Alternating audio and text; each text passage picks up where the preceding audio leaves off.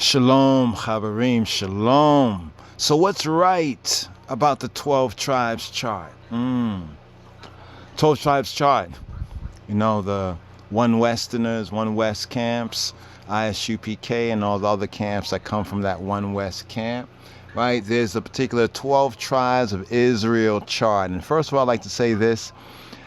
Apologies, brothers and sisters. I know I was talking about this for a couple of months, about what's right about the 12 tribes chart, and we've been touching on it in some of the other videos. Sometimes the other videos when there's like subject matter and content that's like somewhat overlapping. But just to do an exclusive vlog and vid on it, we have yet to do it, and this is it right here, hopefully, just to lay this on the beam on what is right. Because a lot of people talk about what is wrong or what they think is not right about the 12 tribes chart, but we like to point to like what is right. Try to use the Yetzirah Hatov, Hatawab, like the inclination to good, the good eye. Let's look at it with a good eye. What is right? Because then if we look for what is true and what is right, then what is not correct or not accurate, will kind of reveal itself. But it's our intent, right? What is right, what is good about the 12 tribes chart. Now, here, we start out right here, just for context and clarity right here.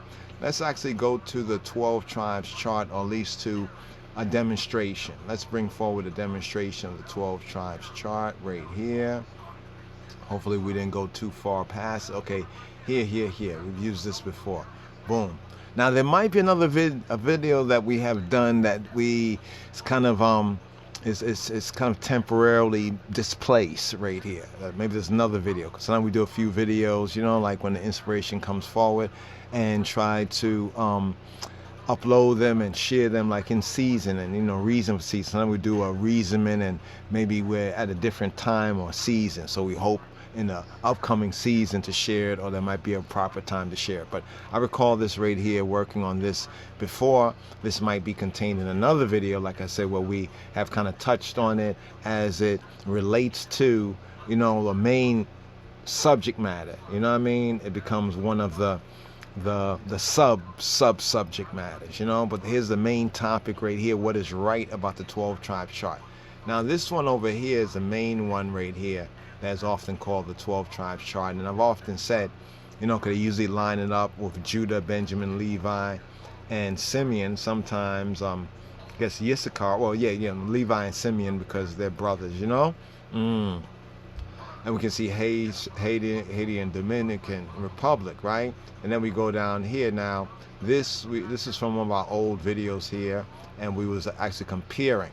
And another word we want to give right here to Guerrilla Hebrew. He had a debate with Garfield, right? Guerrilla Hebrew debated with Garfield on the Sarnetta, House of Conscious platform, and we've gotten to check out some, clips, blips and bites, and some portion here and there, and was given a listen to a little fuller the first part of it actually, and then reminded me again. I said, Chan, what is right about the 12 tribes chart that we haven't put that forward. All right, so right here, just going down right here. So now some say this is false doctrine, right? And there's different things being said, so much things to say right now. Now, we favor actually the chart that's on the left hand of the screen. Now, once again, I have to say, Guerrilla Hebrew, some of his presentation that we got to catch, in the debate at, I think, Nicholas. I actually passed by Nicholas about a week and a half before the debate, but, went in there. Some very good people recall, I think the sisters, her father back in the days, I think, downtown Brooklyn, and also, up in Manhattan. So, more power and prosperity, to Nicholas, and to the business, and may we all, support, Zeh Bezeh, called Beta Yisrael, Arabim Zeh Bazeh, like all of the house of Israel is responsible, one for the other. Yeah, it's playing in the background. Wi-Fi put it on and everything, so, and listening to it right now. So let me just record this, because I'm not too sure whether, Gorilla Hebrew is going to touch on this particular point. He's going into a lot of other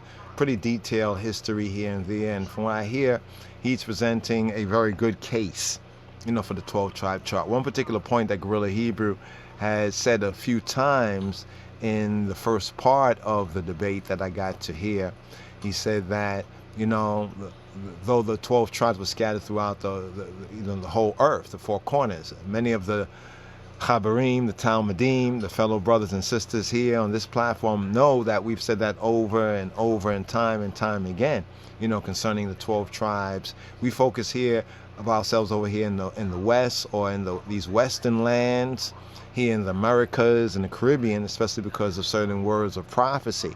Talking about the North Country, and even from the days of the Honorable Elijah Muhammad, he spoke about this wilderness, right? This wilderness of North America, right? And also the Americas, there's North and South America and the Caribbean.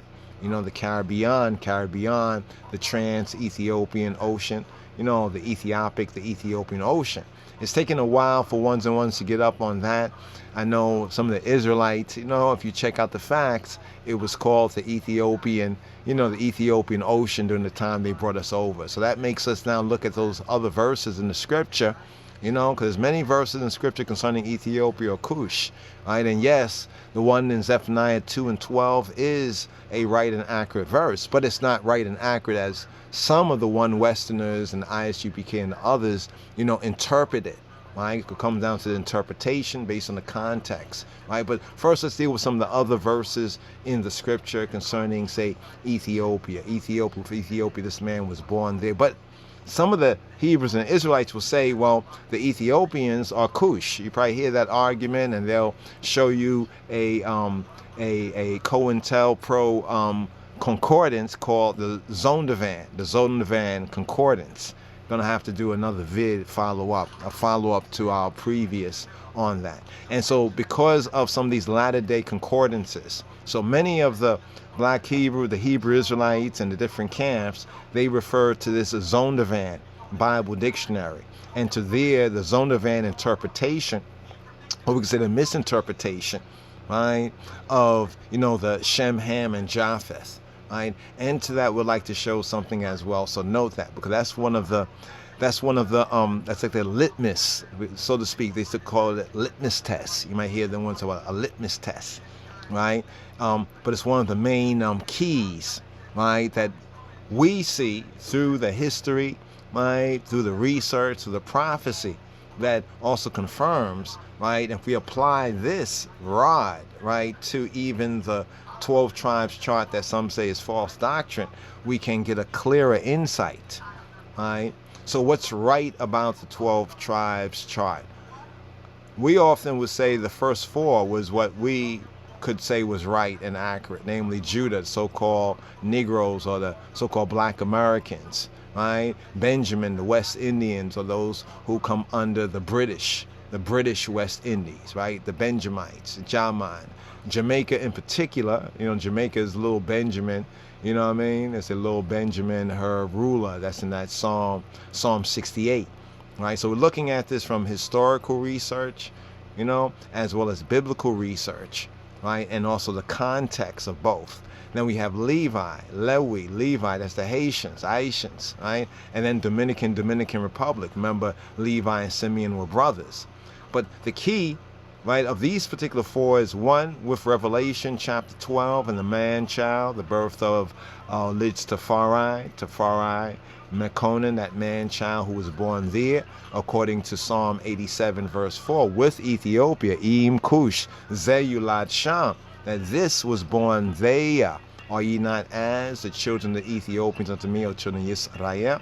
Now, once again, many of the other Israelites on the ain't right Zondervan doctrine will say that, well, the Ethiopians are Ham and not Negro. And so therefore we are linking with the key word, this byword of Negro, right? Of Negro, right? Now, on the opposite side of the 12 tribe chart, you can see that it's a little more global, right? Not global, because Firebun is no globe. The globe is the celestial heavens, but it's a little more worldwide, right? Worldwide. Now this is another chart right here. I really thought I did post that other video up there.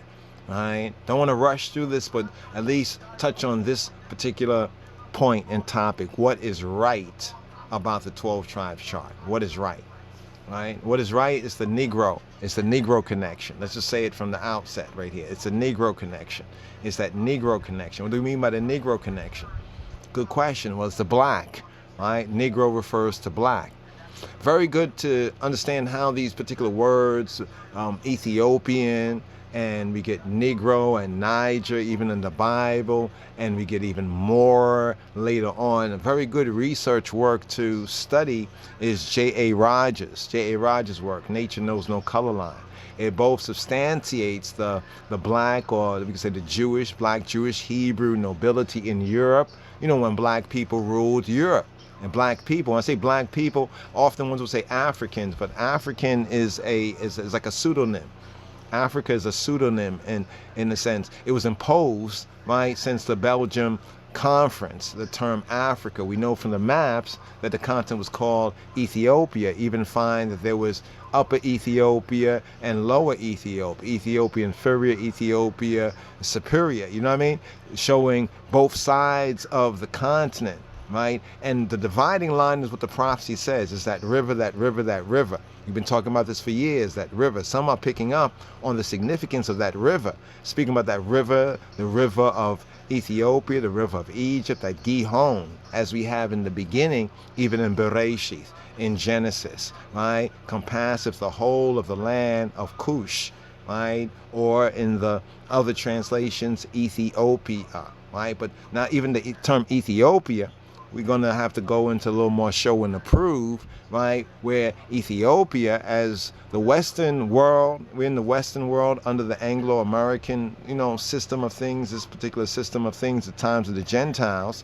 And the popular rhetoric, even academically and scholarly circles, is that Ethiopia got its name from the Greeks. But the truth of the matter is that the Greeks heard the indigenous Tob and Tobia, and from Tob and Tobia, which also connects with the Afro-Shemitic and Afro-Asiatic. So we say that Afro aspect, right? Afro, Afar, Afro is also that Negro, right? Negro, or quote, we could say African aspect, right? In its latter day sense, right? But this speaks to two of the tribes, right? Namely Ham and Shem and Ham.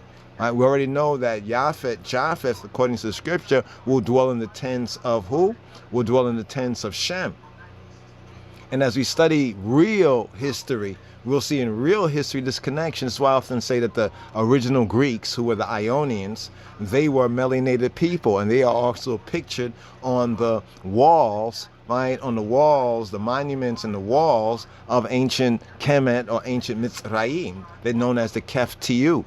And we also have in the Hebrew scriptures Kaftor, right? So these links and connection are very important, but it takes due diligence, right? It really takes due diligence. You know, that's why we don't rush to a kind of a judgment, right? Or a prejudgment, a prejudice. But what we do stand on is the Negro, that Negro connection, right? Of the Israelites. Where's that Negro blood? And even the question amongst those in, we could say, South and Central America is, where is the Negro blood connection? Because we do know about the Spaniard blood, the Conquistador blood, the Portuguese blood. Also know how they had sent over, you know, the Portuguese and others sent over European Spanish-speaking men, right, to have sex with the so-called Negritas, you know, the Morenas, you know, and to create a lot of this, you know, certain racial, you know, some racial confusions. Racial confusion where people really don't know who they are, right? And this is not really cool, because a lot of this was not just done like people say, oh, it was love and everything. No, we know that there was agendas to change the demographics in South America, right? Because at one time it was so strongly Negro, right? Even in Mexico, over a period of less than 100 years, the demographics of the Negro blood, everything been flipped. A lot of it can be flipped. So this now amazes us when we study history to see how things in history can be flipped in a short period of time, right? When we look at 100 years ago in the time of J.A. Rogers, those south of the Rio Grande, right, also were called, right, and identified as Negro. I'm talking about in Mexico, it's identified as Negro, but that was back then. Now, if we read that today and we look at Mexico today, it's almost 180-degree opposite. Very good video by Henry Louis Gates.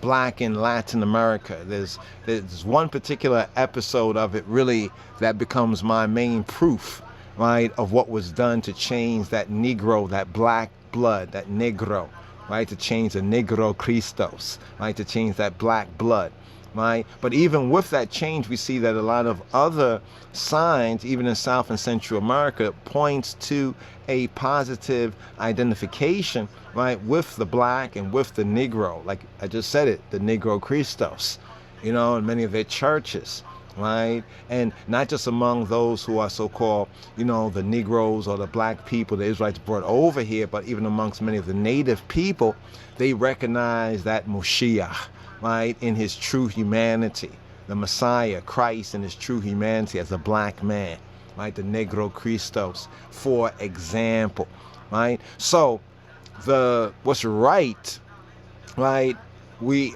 always held to the first 4 or so tribes, and this is a different order right here. This is like different order right here, right? So there's a few variations we have seen on this, and also we followed up on some of the background, right? There's some background that goes into this. Is from this site right here, down here. If ones and ones want to see it for themselves, check it out. It's called Israelite.net, right? Israelite.net. They should have their info out there. We haven't made any attempt to directly link them, but we should, to see if we can build on this as well, because they have some very good information, very vital, accurate. We say accurate because some of it matches that which our research has pointed to, and there's some other areas that we have to research for ourselves, right? So there's some things new and there's some things old, right? But all things true right here. So here, as Revelation 5:9 says, for thou wast slain and hast redeemed us to Elohim by thy blood out of every what kindred and tongue and people and nation. Now, when we use the term even blood, it's not always looking at it just in the phi cycle, the physical, the carnal mind sense, but it's also the second of the two truths. If I say, yeah, homeboy, he's blood, homie, he's blood, that's my blood right there, right? That's like saying that this one is like family, right? Now, this can be used literally, many times literally, as this one is really related to me, or this one has become one with me. It's like when the scriptures talk about the strangers who would join themselves to Yahuwah, right? HaKadosh, Baruch Hashem. So this is a very good site right here. Check it out.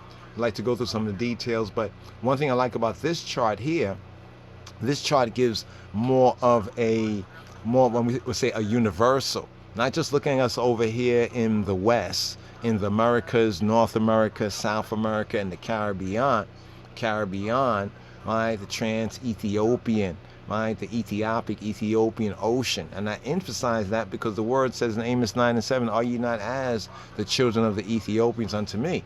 But I know what many of the Hebrews and the Israelites who may be watching this are saying is you wrong, because they're whipping out the Zondervan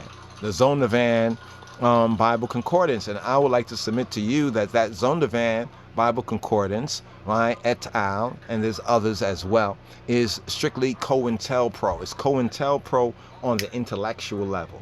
It's counterintelligence. Now, why do we say this right here? Well, we have more proof to show, right, to show and prove. Now, that one is not so clear there. This is another one right here. There's some of the information right here going into the Great Tribulation and salvation chronology, right? Some very, very important,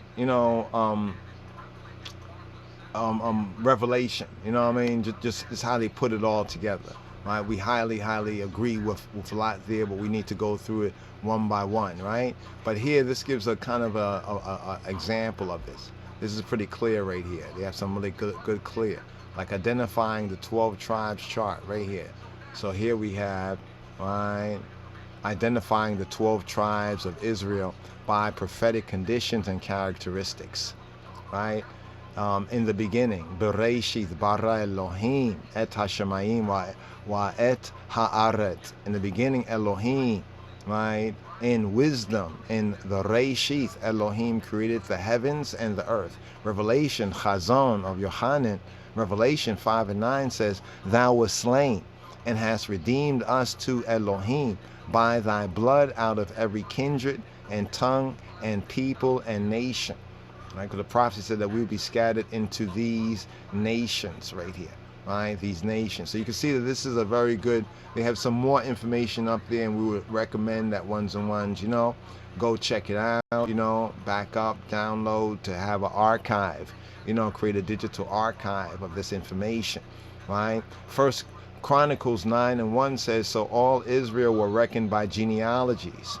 Right? So that's what they sought to break us down, right? To cast, our cords, from Jah and from our other peoples, and to separate us and to divide us and call us by all these bywords, right? So this right here has a good breakdown, right, on, the connection that we say is the key, the Negro blood, right? That Negro blood of the Negro Christos is the key. That Negro blood, right, is the key for who's who, right, amongst ethnic Israel. When we say ethnic, we're saying those who are descended from Israel by, you can say, by blood, right? So here you can see right here, the key right here, you see what it says Negroes, right? Negroes, to be sold, right? Right, Negroes. So that means if we're to look amongst, the latter-day descendants of this people, right? We say according to the flesh, right? Because there is a promise even in the Brit Chadasha, in the New Testament, according to the flesh. Paul talks about it when he talks about he's an Israelite and what's going to happen. You know what I mean? That, we're going to be cut off for a time, and then we're going to be brought in the latter days, and how he warns the Gentiles, right? Who are like wild olives who are grafted in, right, to our tree. Right, this is where we see the rise of what they call Christianities, especially up in Europe, the Roman Catholic Church, and we can trace the history from there, and we can see biblical prophecy. But there's some interesting verses right here, right here, Deuteronomy 28:68, and Yahweh shall bring thee into Egypt, Mitzrayim. Right now, Mitzrayim signifies, on one level of the Hebraic interpretation, captivity or constraint, again with ships. By the way whereof I spake to thee, thou shalt see it no more again. And there ye all shall be sold to your enemies for bondmen and bondwomen, no man shall buy you. Now that's from the classic KJV, but a more better reading of this, and there you shall sell yourselves. We actually sold ourselves. Right? We sold ourselves. And even according to the word, Jah caused us to be sold, right? Because we had broken the Berit, we had broken the covenant, right? And now the consequences of our disobedience was reaching us. You know what I mean? Our sin, our uckery, our lack was finding us out, right? Lost sheeple, people lacking the knowledge of themselves, knowing who they are, right? And even getting their own history in this book known as the Bible, right? And so lost that they don't even recognize themselves. They don't even recognize who they are, right? That's the type of spiritual condition that the curses, the consequences of disobedience is speaking about.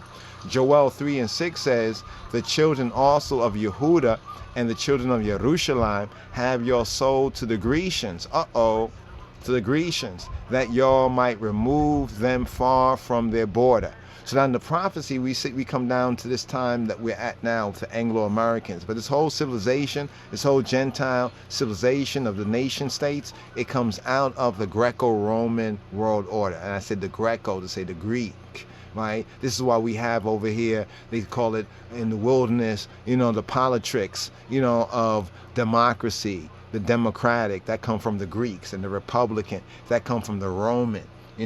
We have like that blue and that red, and you put it together, you have purple. And then Revelation speaks about that harlot that rides on the beast, and that beast meaning that particular system, right? So just building on that, and building on this right here, the key of who's an Israelite, the Negro blood, the Negro equation. not just for Judah. See, some of the One West Israelite ISUPK, some of the camps, they'll say, for us up here, and as Black Americans, right, so-called, we have to prove that what we Negroes, we have that Negro black blood. But what about everyone else, right? Well, we go to Judah, right? If Judah is the so-called North American Negro, aka the Black American, that have a 400-year, this is the key too, they have a 400-year experience, because there's other black people in the Americas. Since 1965, a lot of different black people have been coming to America who don't have this same 400-year experience. Our brothers, the Benjamites, Binyam in Jamaica, Yama and Jama, they have the same history as we have in this 400-year experience and this identification as the so-called proverbial N-word, the byword, the N-word, right? So we have Judah, right, Black American. We have Benjamin, the Caribbean, the West Indies, the British-speaking Isles, the head of, Benjamin. We got Jamaica, right? We have that Negro connection there. Haiti, also is that black, that Negro connection there, and also even with the Dominican Republic. Now, of course, has been mixture and admixture, but still there's that Negro connection, right? Of course, in the world, right, they are sad about it in the world, right? But in the kingdom, right, in the world to come, it's a very important key. This is why we say, well, what is right? What is right about the 12 tribes chart? Like, what is right about the 12 tribes chart? Right? So we're speaking about a certain shared experience, right? A certain shared experience, right? Now, when I talk about a Negro connection, I don't mean that everyone today who might be descendant, their ancestors are those Negroes and Negritas. Their ancestors are those Morenos and Morenas, right? And they are not ashamed. They're not ashamed of them, and can prove and identify that. This is the key. This is the key. We know that it's in spirit and in truth, right? The spirituality is important, but also the truth, right? We're talking about the plain facts of reality, right? Because it says that not all who are of Israel are Israel. Because we do have Israel according to the flesh, but may not be Israel according to the spirit. And because they're lacking the spirit, that will disqualify them, right? In the end. In the fulfillment of this, you know what I mean? And vice versa, you have some who have the spirit, but also lack that ethnicity.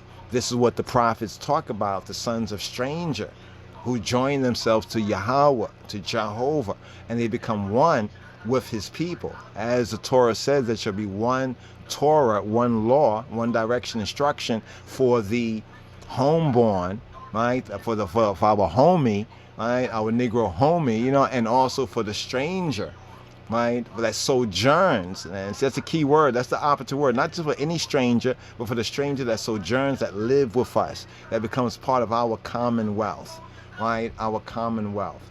So here, as we look at what happened to our peoples, right, it also includes the natives, the Native Americans. So we're not disqualifying them, right, but we're starting at what we do know, what we can prove. Right, now the Ethiopian connection. Let's touch on the Ethiopian connection. Right, to touch on the Ethiopian connection. Here we go, right? Here we go right here. This is a very good map right here.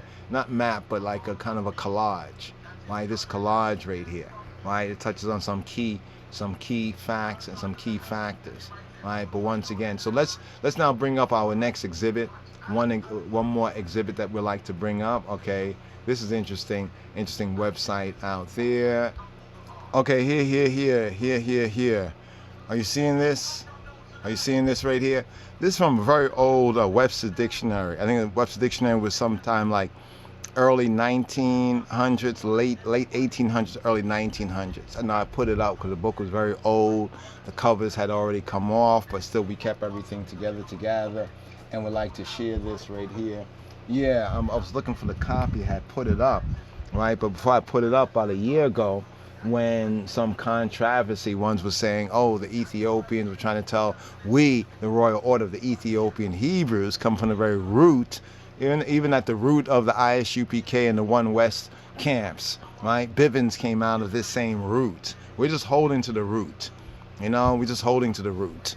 you know, but we recognize that they come out this route, but they turn their backs on this because of the COINTELPRO, right? The One West camps come out of Bivens, Abba Bivens, right? Abba Bivens. And Abba Bivens, right? Let's note this right here. The Abba Bivens comes out of the commandment keepers, the congregation of Elohim Chayim, of the living God, right? Also known as the Royal Order of the Ethiopian Hebrews from the 20s, right? Also, they was known as the Moorish, you know, the Moorish Zionist Jews, right? The Moorish Zionists, right? Moorish Jews and Moorish Zionists, right? Zionists, not scientists, right? And we already showed and proved the connection with even the Moors and Noble Drew Ali, right? Coming after the manifestation of our Ethiopian Hebrew identity.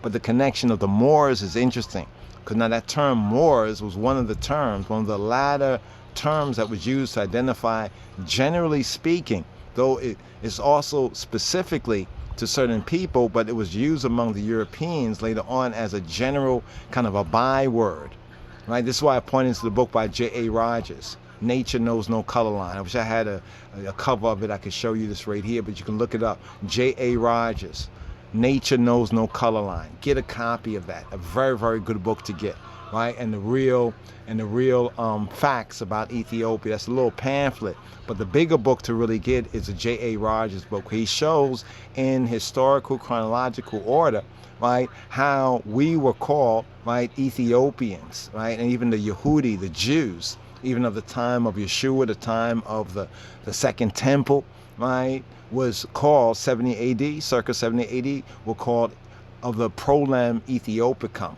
of the race, right, of the Ethiopians. This here now points to their blackness, right, or we could say their Negro-ness. But here's a true dictionary. Compare this, if you will, with the COINTELPRO concordance, the Zondervan COINTELPRO concordance. So here we have, okay, ethics is at the top, right, and we need ethics, right, ethics in our academic, you know, in our research, right. Too many of the black Hebrews, the Hebrew Israelites, different camps, they hold to, but they haven't vetted, right? Who is Zondervan? I mean, they're pushing this Zondervan thing. I would have thought they had some stock in the company.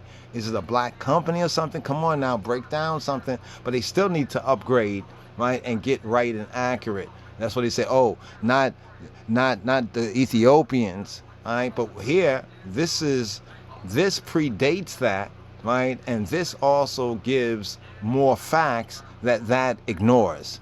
So see, the Zondervan ignores some crucial facts, right, and blurs some things. If anything, they should have said maybe Kush. But now when we say Ethiopia, Tobia, we have to recognize that Tobia, right, Tob, Tawab, Tob, Ethiopia, Tobia, right? The link right there here is when the Greeks now heard it, right? When the Greeks heard this, right? When the Greeks heard Tobia, they interpreted it in their understanding, Ethiop, right? Ethiop, right? Athen, right? To burn, and opes, or to shine, right? Aethiops, from what some say is Athen, right? To burn, and opes. But this was a way that the Greeks understood, and this goes on in like language. We see this all over the place. When people hear, even today in English, when we hear something that's not conventional English, and we hear it, we don't understand that language, but we begin to try to understand it by associating what we have heard, this strange word or whatever, with something that we think we do know, right? So now you see what it says Ethiopian? See what it says Ethiopian? It says of or pertaining to Ethiopia, right? And they say, see, I think the Gazette, right? Or the Ethiopians, or the Ethiopian race. Like I said, this dictionary is from like the 1800s, we could say the late 1800s to early 1900s, right? You remember what the Bible says, how the Antichrist will seek to change laws and times? See, they were doing some researches amongst themselves, but they wasn't expecting we black people who they had demonized, right? And who they had demoralized, right? And who they had treated like animals, right, to take an interest in education or the intellect and learning. And we give thanks to our ancestors, You know, speaking about our ancestors over this past 400 years, especially those of them who did the research and who sought to communicate these truths, these precious, vital truths that we need, especially here in our captivity, to rise and shine, right? Aethiops, burning face, like illuminated face, that faces will shine like the sun, Daniel's prophecy. So here, the first entry says right here, it says 1, right? A native, right? A native of Ethiopia, ESP, especially the Mardin Kingdom. Now, the Mardin Kingdom was called Abyssinia. Now, this causes confusion for some people, and there's all sort of arguments going on between whether the country or that land, that place should be known as Abyssinia or Ethiopia. Now, Abyssinia and the Habasha perspective is a foreign perspective, right? And a later perspective. The Tob and Tobia was the earlier perspective. And in between that comes the Greeks and their Ethiopists, right? And then we get the Arabs, you know, we get the Arabs, we get the Ottoman Turks. Also, the Ottoman Turks have to be brought into this on the historical level, who referred to the Ethiopian as Al-Habasha, Habasha, El-Habasha, Habasha. Now, Habasha, right, has a sense of mixture. Right? Now here's what's very interesting. Notice the language of Ethiopia, right? The ancient language of the kingdom of Ethiopia. We're talking about the Solomonic, the Davidic, that Judeo-Coptic, Judeo-Christian kingdom. This is what we're pointing to here, right? Because that right there is a testimony of the Israelites of Ethiopia from the Solomon and the Queen of Sheba time. And now notice the linguistics, right? Ge'ez, we have Tigrinya, right? We have even the Cushitic influences of Oromifa and Orominya, and we have Amharic, right? Likened to Hebrew, the third most popular spoken Shemitic spoken language, Afro-Shemitic spoken language. The first, right, is said to be Arabic, right? The second is said to be Amharic, and the third most widely spoken Afro-Asiatic, Afro-Shemitic language is Hebrew. It's Hebrew. We're talking about in the world today, the top 3 Afro-Shemitic. When we say Afro, that's the Cham, that's the Ham part, the Cham. Or we say the Kemetic part, right? And when we say Shem, of course, we're saying the Shemitic part. So now notice that the outsiders, it was outsiders like the Ottoman Turks, right? And the Arabic language and the Arabic scholars and others who wrote about this kingdom, right? This mysterious and wonderful kingdom, this hidden empire. Even their prophet Muhammad, sallallahu alaihi wasallam, even he said that the Ethiopians were like the most truthful people. They had a good rep, an ancient rep for honesty and truthfulness. Right, you know, honesty and truthfulness, but also being a somewhat elusive and a hidden kingdom, a hidden empire. Ones don't even recognize that they were looking for Ethiopia for a long time, right? From the time like of the Romans, you know, throughout the Christian times, right? And roughly around like the 1500s did they first, in a sense, quote, discover Ethiopia again. Right, but they had already received the testimony, the good news. We could say the gospel of the kingdom. Right, remember, it's the gospel of what? The kingdom of who? The kingdom of the conquering lion of the tribe of Judah. Why is that important? When we say the tribe of Judah, we're going to pre-Rastafari, Rastafari, Mekonin, Kedamari, Haile Selassie. We're going back. We have to go way back, as they say. We have to go way back, right? And the reason why we have to go way back is because this is not just His Majesty or Haile Selassie or I Rastafari saying this of His Majesty, but His Majesty, right? We say is that root is linking us to the very roots. This is why the prophecy that David, right, would never lack a man to sit on his throne. So Ethiopia represents that hidden kingdom. And which hidden kingdom? That hidden kingdom of Messiah, that hidden kingdom of Israel, that hidden kingdom of the Lion of the tribe of Judah. So the Abyssinia term comes from the Habasha, and Habasha comes from the Arabiya Fusa, and the Arabic language. And it basically has a sense of like a mixture, because they saw in this people, right, a mixture, right, a mixture of the Shemitic and the Kemetic people. We have the Kemetic and the Shemitic people. Almost sounds a lot like, on a certain level, the Israelites coming out of Egypt, out of Mitzrayim. We know this with Joseph, his wife Net, right? Net or not, Net, right? And his sons Ephraim and Manasseh, you know what I'm saying? And also other Israelites, you know what I mean? Yeah, so we have that mixture there, but then here's the key, it's the language. See, when they want to say, well, Ethiopia is Ham, but yet then Ethiopia also has, that's only half of the story. So by saying that Ethiopia is Ham or Ham is only half of the story. The real story is that Hamo-Shemitic or that Afro-Semitic, right? But Ethiopia, Tobia, that is the highland Ethiopians, that's the Israelite of Ethiopia influence there with Tobia, because of Tob. Remember Tob is a Hebrew word, Tawab, Tob, which means good. And this is also the same word that's used of the promised land. Etoba,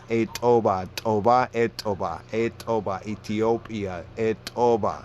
That good, to say she is good, speaking of the land. The second entry here, right, ethnology, it says a member, this is the highlight part. Let's read the highlight part here.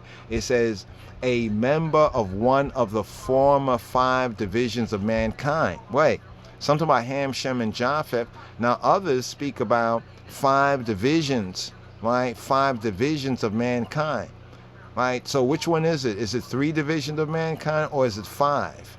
Right? They said that the 5 divisions of mankind, that was a former approach to this, humanity. But in that 5 divisions, there was the Ethiopian race. Now, I want you to note this here, that when all this was being put out, right? When all this was being put out, when this particular dictionary in the 1800s, right? The late 1800s, early 1900s, we have to look at that powerful intellectual research of our black people. That was like the Harlem Renaissance becomes, that's where Harlem became like a Jerusalem, or some would say like a Mecca, so to speak. So there was the Ethiopian race, which includes the Negro and Negrito peoples of Africa. Right? So the Ethiopian race, you see what it says, the Ethiopian race, it includes the Negro and Negrito peoples of Africa. But now we also have some, I don't have this here to show you right here, brothers and sisters. It's actually on another device. Have to get it over here. And there's a video. One of I brothers here up, Toda Raba, Achi, Ach, Sheli, Ras, Yasan. Give thanks. I want to hail at Ras Ayason. He sent this particular article, this particular link right here. Let me see if I can bring this up right here so I can give you the name. In fact, I was seeking to go and save, and save this particular video, because it reminded me of another video we saw some years ago. Because there's also certain scientific, one might say pseudoscientific, conclusions that are drawn by certain Europeans from back in the days, and they say that the Ethiopians are the darkest. They label the Ethiopians as the darkest of the Caucasian peoples. And when a lot of us so-called black people over here, right, in the how to make a slave north country called America, this wilderness, when we hear that, we don't even know what to think. I mean, what are you saying? Now, when we saw the people, even when our ancestors saw the people, they saw them as black people. They're black people, and as black people that resembled us. Look at all those archival footages. When white Europe tried to claim that Ethiopians are black Caucasians, this is the name of the video. When white Europe tried to claim that Ethiopians are black Caucasians. Check out that video on the YouTube. Haven't checked it out just yet, but it reminds me of another video that we saw. It was a kind of historical, archival footage of Ethiopia. And that footage, the narrator spoke about the Ethiopians being like dark Caucasians. As a dark Caucasians. So they was trying to divorce so-called Ethiopia, right, from the black race. The black race, right? But the Ethiopian race, right, was labeled a race in itself. That, you see what it says? That includes the Negro and Negrito, right? Peoples of Africa, right? And then notice what it says next. It says a Negro. A what? A Negro, But look what it says after the semicolon, a blackamoor. Like I said, when we read these documents and we studying these documents, right, and vetting the documents, we also have to recognize, well, who wrote it and at what time did they write it, right? Because some things we might be viewing as we look at things today, right? But this is how things was viewed in the generations before us. And what I'm saying is that this COINTELPRO that people be talking about, it has even entered into, you know, even our, you could say, the Hebrew and the Israelite biblical studies, because some of these concordances, right, are totally wrong, right, as well as biased and highly limited in its information. If anything, it could be a stepping stone. The Zondervan COINTELPRO concordance is maybe a stepping stone, but many of our Hebrew Israelites are stumbling over it because they are looking at that, then looking at the Bible and drawing a lot of wrong conclusions, and then trying to back up the wrong conclusions because they believe the COINTELPRO Zondervan Bible Dictionary to be true, right? And I'm showing you this right here where the Ethiopians are considered and always have been considered as Negro. Especially when we look at, when I say the archival, historic, remember how I talked about how in a short period of time in Central America, South America, especially Brazil, they was able to change the demographics. You know what I mean? In other words, it was too black for them. So what they did is give white men wholesale license to commit fornication, to basically have sex with a whole bunch of native and black women, black and native women, because they understood that by doing that, in the future generations, it would change the whole population dynamic, because the ruling population, the Portuguese and some of the European Spanish conquistador population, they felt intimidated at the large numbers of black people, the so-called Negroes and Negrito peoples brought over, right, our Hebrew, our Israelite people, as well as by the native people, who also were, we could say, people of color. Right, people of color, and they sought to change that demographics, right? So I know today we have many of our brothers today that might be a little bit more lighter in complexion, so to speak, but they have that Negro and that Negrito or Negrita in the closet, that Moreno and Morena in the closet. I'm saying to my brothers and sisters, be proud of that, right? Because that right there is also a sure identifier, right, of who's who and what's right in that sense about the Hebrew Israelite chart, right? But it's those four. So as the prophecy says that there was 12 stars on a woman's head, right? And the serpent's tail drew a third of them, right? And cast them to the earth. We zoom in on those four tribes that clearly, even today, can be identified as Negro, right? As Negro, right? Because that's the key, that's the key right there, the Negro connection. Right, and you heard about them saying the French connection. Well, it's about the Negro connection of who's who as far as an Israelite, right? And this means that different people may have it in different proportions. But if one truly is saying that they are of this ethnic descent, then there must be some Negro, right, in your family lineage, right, over here in these here Americas and Caribbean over the 400 years. Now note this right here. The next entry, it says Ethiopic. Right, and Ethiopic, 1, it says Ethiopian. 2, it says designating or relating to the language of the Semitic conquerors. I want you to just look at that right there. Now this is how they, based on the research, and there's a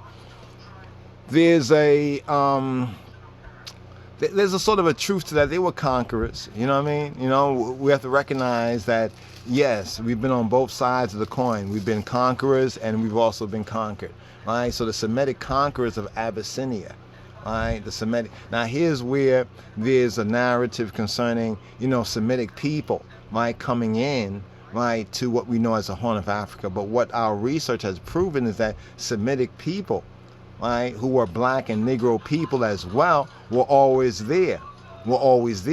Now, were there migration of other people? Yes, especially before 70 AD, right? And also at the time and after 70 AD. Because you have to remember that promised land is east of the river Nile, right? It's between the two rivers, from the river of Egypt, the river Ethiopia, the Gihon, to the Euphrates River. But notice what it says right here. It says designating or relating to the language of the Semitic conquerors of Abyssinia, right? So the Semitic link, right? So when we speak about the language, right? When we speak about the Ethiopian language, well, when we said the Ethiopian, we're talking about the Solomonic Davidic.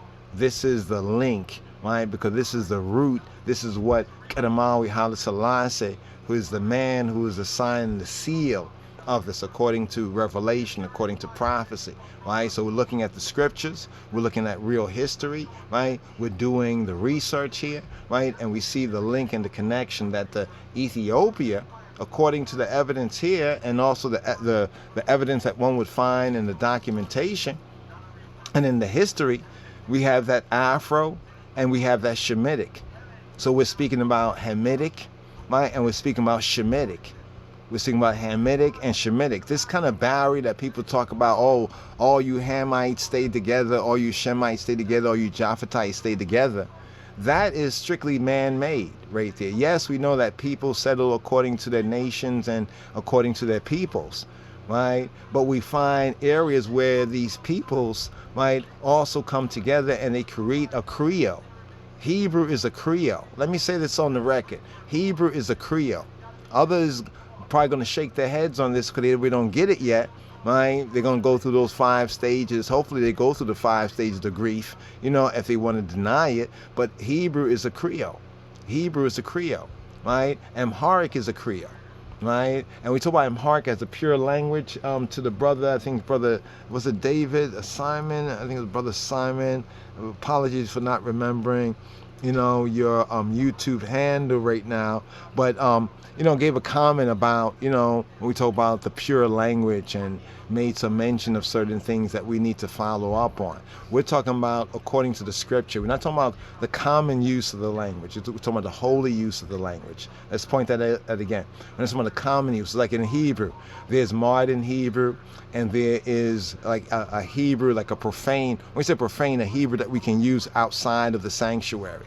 You know what I mean? And then there's the Hebrew of the scriptures, the Hebrew of the Torah, which is a more refined Hebrew, right? And a more scientific, mathematical Hebrew, right? That is different than, you know, there's holy Hebrew and there is just regular Hebrew. You know what I mean? There's the Hebrew of the ancient scripts, the ancient texts. You know, and there's the Hebrew of the royal Amharic, the Hebrew of the Metzhaf Kedus, right? The Hebrew of the ancient, you could say the Judeo-Christian texts, right? Going back, you know, several hundred years, and even linking and doving with the Ge'ez, with the Ethiopic. You know, all praise be to His Majesty for the printing press that He brought forward. That's what Revelation 5:5 is also pointing to in its practical, we could say, real-world manifestation on that level. It's like the phi cycle, the physical manifestation, bringing that printing press in, right, caused that word to go forward, right? It said that Ha'adon, Adonai, Adonai, Adonai gave the word, and great was the company of them that published it. So just showing you this link right here, brothers and sisters, keeping this on the screen for good measure.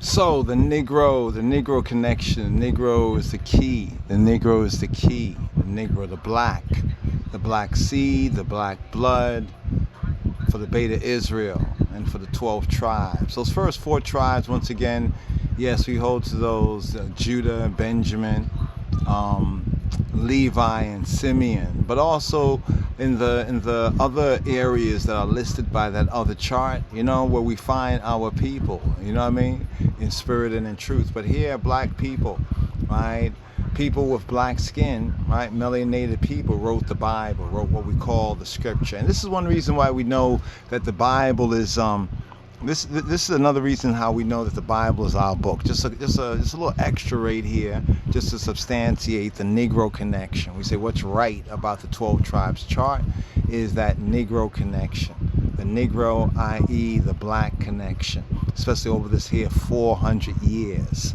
right? Because the prophecy speaks about the 400 years. That's a part of who we be, right? So people with black skin wrote the Bible. You know, whatever black people have done, and we see this especially since, our fall, as it were. Whatever we have done, whether it's music, whether it's this or that, it always becomes controversial. Everybody, all the Gentiles, all the nations, all the Goyim, all sort of people, they fight over it. But only when our people really, are able to recognize ourselves do we add those things that they never seen. Chaverim. There's much that they're learning even from these podcasts and these audibles and others out there as well. Know this for sure, right? That's why the whole world is in a reaction against this resurrection, against this awakening of the Bnei Israel. The sons of Israel had black skin. The sons of Israel had that Negro connection. Job says, my skin is black upon me, right? In Job 30 and 30. Jeremiah, Ermias says, our skin was black like an oven because of the terrible famine in Lamentations 5 and 10. Jeremiah said that the Bnei Yisrael, the sons of Israel's face or appearance was black as coal in Lamentations 4 and 8. Yeshayahu, Isaiah 47 verses 1 to 2 states that the Bnei Yisrael, the sons of Israel, had dreadlocks, or what we call and what is called dreadlocks or locks. Right, had locks, right, Negus locks. Yes, King Solomon, Shlomo HaMelech, Negus Solomon had dreadlocks or locks that were bushy and black, according to SOS, Song of Songs 5:11. The woman, right, Solomon, Shlomo fell in love with. Some think that it might have been the Queen of Sheba. Scripture says it was a Shunammite, but here the woman that Shlomo was in love with in Song of Songs, also she had black skin. She says, I am black but comely. Song of Songs of Solomon, Shir HaShirim 1 and 5 says, I am black but comely. That's kind of poor translation right there from the Hebrew. I am black, right? I am black and beautiful. Proper translation of Song of Songs 1 and 5 from the Hebrews, I am black and beautiful. Oh ye, oh y'all daughters of Jerusalem, oh you daughters of Yerushalayim. The original Arabs might have black skin. The original Arabs, or those in Arabia, right, were Ethiopian and Ethiopian related people of the Ethiopian race, and we already pointed that out by the previous exhibits, were that Negro, right? Kedar is the father, is said to be, let's point this out, is said to be the father of the Arabian people. We had Arab people before Ishmael. Just to note this right here, Arabs before Ishmael, that Ethiopian connection. Right? There's that Ethiopian connection. We need to look over Bereshit, Genesis again. But commonly it is said that Kedar is the father of, we could say more the latter day, right, Arabian people. Ishmael had a son named Kedar, right, in Genesis, Bereshit 25 and 13. Kedar in Hebrew also has a meaning that comes out as black, right, like a swarthy, right? Shlomo, Solomon said Kedar was black in Shir HaShirim, the Song of Songs 1 and 5. Moshe, right, he married an Ethiopian, the Cushite. He married the Ethiopian, right? Paul, Rabbi Shaul, apostle to the Gentiles, Apostle Paul, was mistaken for a Mitzri, for an Egyptian, right? A Kemetic, Shlomo, Samson, Ezekiel, just to name a few. They also had locks. Locks, the Rastafari, the locks, they call it dreadlocks, had locks. Yeshua, Robain, or Rabbi, the Rabbi of Rabbis, our black Lord and Savior, Yeshua HaNotzri, Yeshua HaMoshiach. Jesus had black skin, melanated. Some ask the question, it's a good question, why would Elohim send a so-called white mother and father, as in the counterfeit Christian icons, into an all-black country called Egypt and known as Kemet or Mitzrayim in the Hebrew Bible to hide a so-called white baby. Make that make sense. Abraham was just as black as the Egyptian woman named Hagar. They were black people. I know it's hard for ones because white supremacy, or not even supremacy, but their inferiority, right, makes you be naive that there's supremacy because of the counterfeit of Christianity. Moshe married an Ethiopian, a Kushawi. Paul was mistaken, right, for an Egyptian. Now, here in the white part of this, it says the first people. Sorry, this is kind of blurry right here, but we caught this right here, and we think this is a good summary of the black, i.e. that Negro connection, about what's right, right? When we are seeking to identify ethnic Israel, of the Beta Israel, especially we as the Beta Israel here of the West, of Beit Israel, Yasharala. The first people to be called Christians or Christianoi, before they was called Christianoi, they were known as Nazarene. Right, in Acts of the Apostles 11:26 were the disciples of Talmudim. In Acts chapter 13, verse 1, who are they? Barnabas. We get Shimon, right? Shimon, who's called Niger, was called Niger. Right? Niger, we say Niger with a J sound, but we know that in the ancient it was a G sound, like nigger, like it was called nigger. Right? But not in the pejorative, we know it today, but in the ancient world still identify that Negro, right, equation. Lucius, right? There was Manaen, right? And there was a Paulos, aka Rabbi Shaul, right? And they all were melanated, had black skin. There's the Negro connection, right? The Ethiopians, this is an important point right here. If you can see this, if you can make this out, makes it a little bit larger. That the Ethiopians worship in Jerusalem, right? Yerushalayim, right? Before the Greco, you could say before the Romans, right? And latter, Europeans perverted Christianity in 325 AD. That's a very important point. Ethiopians worshipped in Jerusalem before the Europeans perverted Christianity circa 325 AD. In Acts of the Apostles, chapter 13, verse 1, Shimon was called Niger, right? We say Niger today. It's like people say Caesar today, but actually back then, his name was pronounced as Kaiser, Kaiser, or Kaiser, Khazar, Kaiser. So same way, there was a different pronunciation then. Niger was pronounced as Niger, right? Which also means, as we point out, black, because of the link with the Negro connection. The Cyrenians were people with black skin, right, who live in today's Libya. Now Libya, Laban, that can mean white, but these are black people who lived over there. And it says we have so-called black, right, ones who may be called Negro, right, or blacks. We also have whites that come out of that black Hamitic seed too. That's another half of the story right there, right? Also, we saw a video, someone had posted this video on the, they posted this video. It was going back to, I think, the 20s and 30s of what they call Palestine, over there in Palestine. And you saw all the black people over there, right? See, you saw some of the remnants of our people, the black people, some of those Afro-Asiatic, Afro-Shemitic people over there. Got to share that video with ones-on-ones. Just a little more right here. Shimon, right? Simon, who carried the cross of Moshiach, of the Messiah, in Luke chapter 23, verse 26. He was a Cyrenian or Carinian, because the C sound usually would have a K. A K sound like Kaiser, Carinian. What's interesting is that he is identified as Niger, right, as that Negro, right? And he's the one who carried the cross of Moshiach, Yeshua. Just to note, check, Negro connection, check. In Acts 21, verses 37 to 39, Paul was mistaken for a Mitzri. Paul was mistaken for a Egyptian or a Kemetic, right? An Egyptian, right? Because the Egyptians, why? Because they also have that Negro.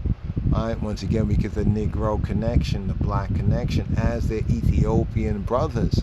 That Negro, that black connection. Right? You can rewind this to get the original Webster's, right? The right and accurate Webster's, right? Now the Bible is Elohim, is the Almighty, is the power's word, right? And it's a history. It has history book for people who are called today, right? And we who are called, who are black people and identified as so-called African, right? Peoples, right? Egyptians, Ethiopians, Hebrews, Yehudi, Jews, Israelites, Canaanites, Ishmaelites, Libyans, etc. They all were melanated people, or people who had black skin, melanation, right? And some of their history, right? Some of their history is recounted in the Bible, in the scripture. Like I said before, whenever we have something, so whenever something is black, it's always becomes something that is kind of like becomes controversial, especially in these latter days and times. Whatever's black, our music is argued over. Whatever we invent, whatever we create, and they spend effort to really try to understand, try to understand. You remember back in the days they had this thing about learning Ebonics? When I see some ones and ones trying to tell I and I's ethnic Beta Israel, about this book, from their white Anglo-Saxon, Protestant, or counterfeit Christian perspectives. It reminds me of, white folks pushing that learning Ebonics, them trying to learn our thing more than we knowing ourselves. We know ourselves. This is the time of the resurrection. This is the time of the awakening. So what's right about the Hebrew Israelite chart is that black, that Negro, right? The Negro connection. So let's make that connection. Make that connection. Valley of the dry bones. It's time to rise. All rise. Rise and shine. Shalom, Chaverim, shalom. Check us out at lojs.org. One can hit the contact there, as well as Rastafari Israelites, the stream after, the afternoon, the evening service right there as well. Give thanks, brothers and sisters. Shalom, Chaverim, shalom.